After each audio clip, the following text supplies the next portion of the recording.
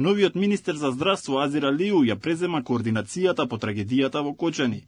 Министерството ќе го води целиот процес на распределба на донации за семејствата на настраданите и повредените, со најавена работна група и јасна насока. Сам дека е време да направиме строги протоколи како ние ќе работиме, кој ќе работи, каков тип на услуги ќе нудиме, каков тип на инфраструктура ќе креираме, се со цел да не се дуплираат тие процеси. Исто така креираме вториот резултат, веќе креираме работни групи за кризен менеджмент, кој што секој од нив ќе има јасно дефинирани опис на активности што ќе ги има. Министерството веќе има одговорено и на барањата за нов кадар и опрема за нега на овие пациенти.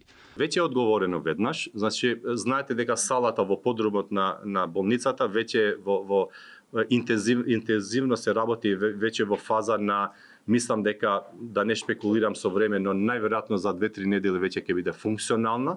Алиу најави отворање на нов иновативен младински центар во Кочани, простор за поддршка, активности и психосоцијална стабилизација. Во Скопје пак прв тест за Алиу ќе биде ветената системска пристапност на клиничкиот центар и решавање на хаосот со паркинзите.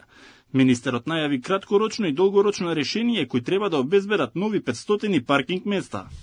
Ќе почнеме од базичните инфраструктурни чекори активности, за да видиме точно колку паркинг места имаме внатре. По нашата анализа длабока што ја правиме, ќе видиме колку имаме пациенти во кои што ги користат тие паркинг места, колку имаме вработени и после најверојатно ќе излеземе со решение. Алиу најави 5 столба за поуспешно здравство, 3 временски линии и 1 транспарентен портал на кој ќе бидат сите податоци јавно достапни.